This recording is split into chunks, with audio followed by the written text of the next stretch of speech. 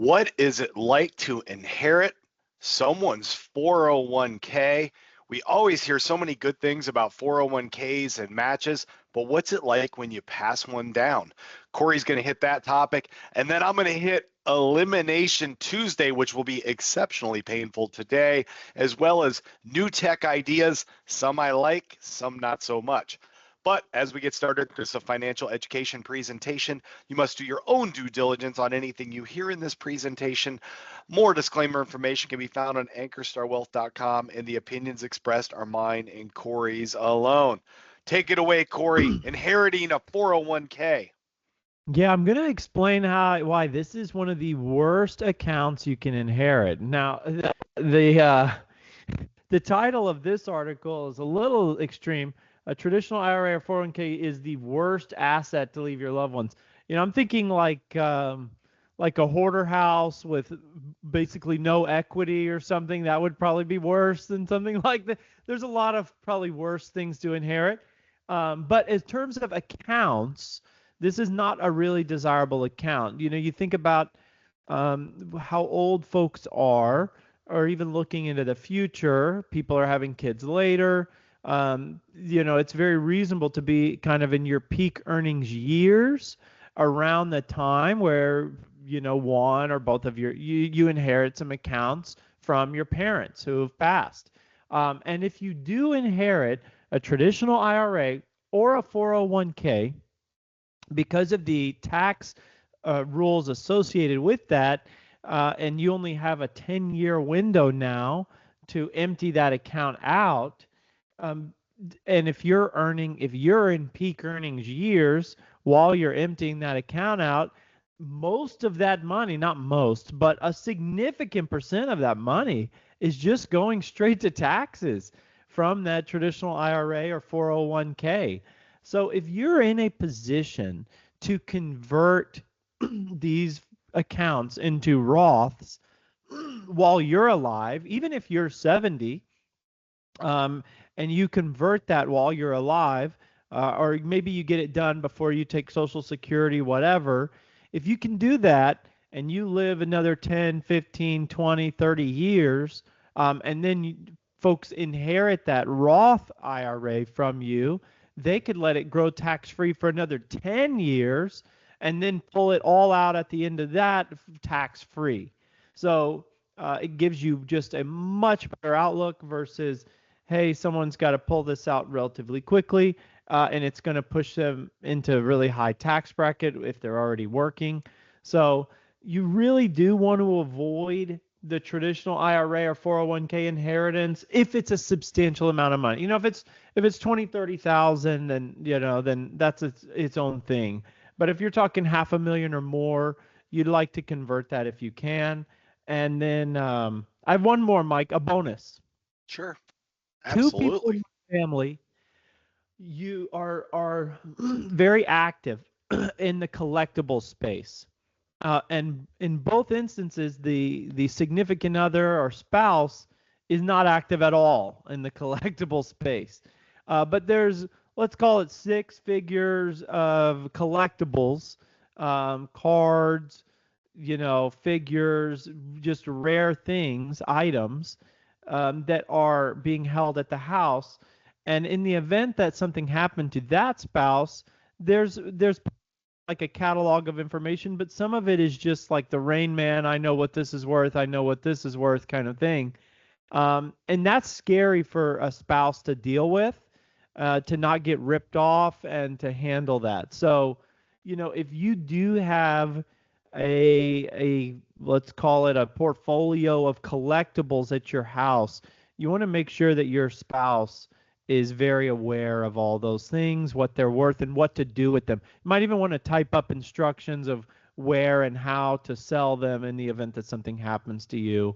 So anyway, Mike, do you have any thoughts on the traditional IRA, 401k inheritance, or the collectible inheritance? Well, it made me think when you were talking about collectibles, and I saw gold coins in there, and I thought, well, gold coins are, you know, call it, if it is a collectible, but at least you can ascertain the value pretty easily.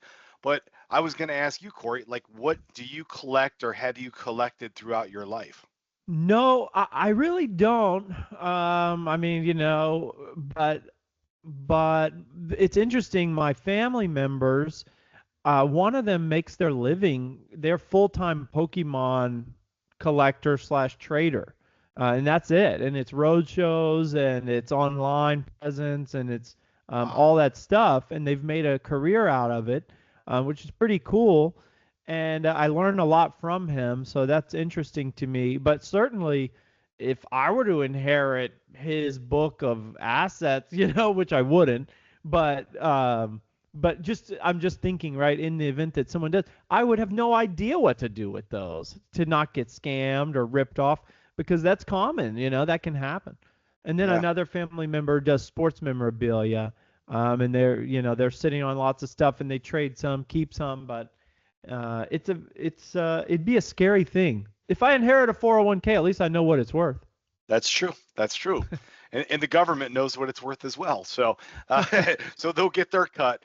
Yeah, as a kid, I collected stamps, did a little of that. I think I had a penny collection, all baseball cards, but never high end like, Babe Ruth cards or, just the whatever came out in the 80s. I'm not sure they're worth anything much, but they're probably somewhere. So maybe my kids will someday inherit it and they'll be like, eh, we'll see what they do with it. I think a lot of the good baseball cards come sort of from the northeast part of the country. Texas is most of Texas. It's not new, obviously, but the state is the same age as the land, right? The same age as the other land. But in terms of American culture, the Northeast has a little more history, I think, than Texas. There's a lot of Texas that's just new suburbs. They were the original 13 colonies and such. So, yes, I did take U.S. history as well as tutored it a couple times as well. So, all right. Well, Corey talked about painful assets. I'm going to talk about a painful event because it is Elimination Tuesday. And the saddest thing happened. I've been eliminated. Oh, After last week my son was eliminated. I went down this week, and Jaden is still in there as well as Zach. So, uh, and when we analyze the roster, so you can see most of my guys did pretty well. I was very happy, except for one. He played like one or two plays, got hurt, missed the rest of the game, and Jaden beat me by like 3 points. So if my guy had just stayed in and done all right, I would have beat Jaden. But so who excuses was are it? excuses. Who got hurt? St. Brown? Amon Ra St. Brown. You can see Oh the no, big what zero happened? Was right it a there. bad injury or? I don't know. I think Jaden arranged him to be injured so that Jaden would win. But so I saw that zero. I hung in there the best I could. I almost came back and caught Jaden, but Jaden eked it out ahead of me. So what can you learn financially from this? Wow. If you have, I'm just going to throw it out. If you have 7 stocks in your portfolio, or like I do here, I have 7 players in my model portfolio, and one of them, let's call it, goes bankrupt, which is a big old zero, or significantly, underperforms, it can drag the whole thing down. Not the whole thing, but I mean enough that it underperforms another portfolio like Jaden's. Uh, so in the end, it was down to 3 of us. It's pretty competitive. So all these teams are pretty solid, but one injury, and I'll kind of liken it to, you never know when a company, is doing well and something changes significantly. And I go back and back in my investing history, and it's not that this company was super well known, but I was invested in a company that did online grocery delivery. Wow, there's a great concept. That's very common nowadays. But 20 years ago, it was not.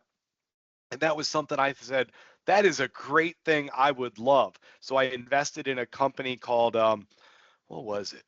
It was I'm drawing a blank on the name, but I invested in this Nasdaq company. It traded $4 or $5 a share.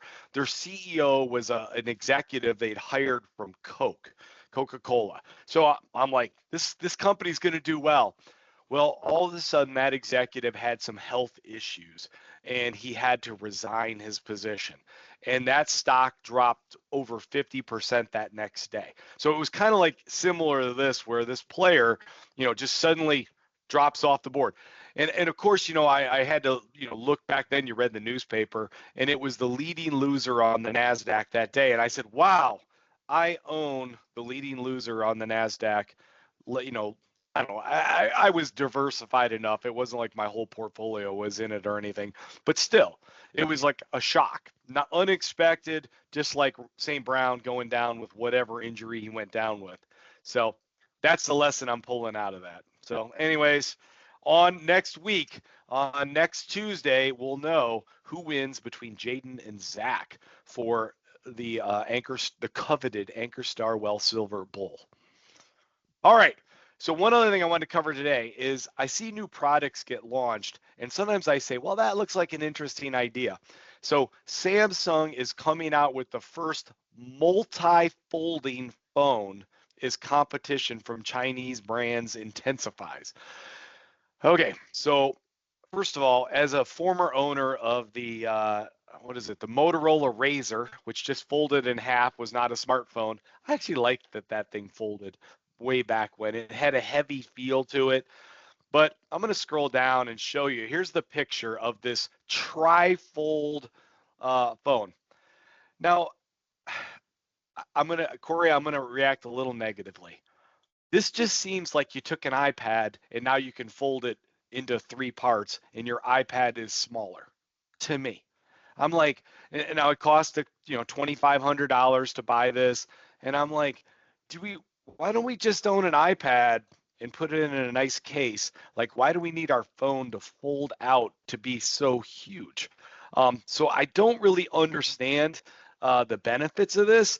It's kind of like I have an iPad and I have an iPhone, and I just use them separately. And I guess, I would only have to carry one device, but I guess I'm kind of confused on why we're going this way. Any thoughts like on this tri-fold or foldable technology? Is it? I mean, no, I'm with you. I have heard though that there are some folks out there who are a little more entry level price point, and if they could get sort of a multi-device, thing that allows them sort of have phone, computer, tablet, sort of all in one, it's something that they can help them. But yeah, I'm with you. I guess in my history of knowing multi-use devices, they usually do all things poorly. It's like, like a phone does really well, but if next thing you know, if you have it folding and you will try to make it into something else, it does it, all right. And I get it. There's computer power, and maybe I'm being the old guy that's like, oh, this is just crazy. That's all we need is more reasons to use our phone. But I did think the price is kind of high. You talk about entry level. Well, this $2,500 Well, basically. yeah, let's add up an iPad and a phone and this a is cheap laptop. this is a Samsung. So let's put on top of that if Apple comes out with this, we know they're not going to be priced as low priced as Samsung. So now I'm going to swing the other way. We're going to swing the other way from the tri-fold phone. Oh, I saw this article. I liked this. Look at this. Somebody came out with a landline style phone that hooks to your iPhone, and boom, they sold $120,000 worth of them in 3 days. So check this out, Corey. Only like $100 for this thing, $90 to $100. But look at this. I actually went to the website. That's interesting. Yeah. So this is like, and I actually can appreciate this because there's times when we're like, I'm on my phone too much. I'm on this smartphone. I'm checking out things.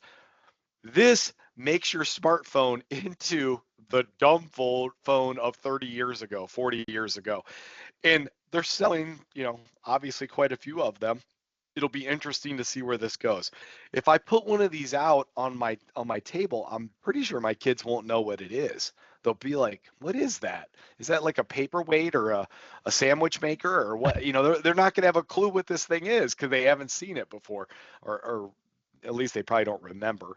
So anyways, I just thought it was interesting to take these two different, you take a product, a phone, and then one of them, it's like, makes it into a trifold, more complex, and this is really trying to simplify it. Still another device though. What do you think, Corey? Which one are you going to buy? I'd lean probably more towards this one. I would want them to also include some audio on there. Like, were you ever on the phone and then you'd hear somebody breathing on there and you'd think, wait a minute, that's not who I'm talking to. Who's listening in? Exactly. Mom, get off the phone. I remember that. I remember Yeah. those days. It's hard to give your phone number out to your girlfriend, and you're like, yeah, just so you know, when you call me, you might not. My mom will be listening. Thanks, Mom. But also for gifts, since Corey said he prefers this, when Corey's wife watches this show, which I'm sure she watches it every day, now she'll have an idea what gift to give you. All right. Well, thanks everybody for hopping on today. Have a good one. Bye.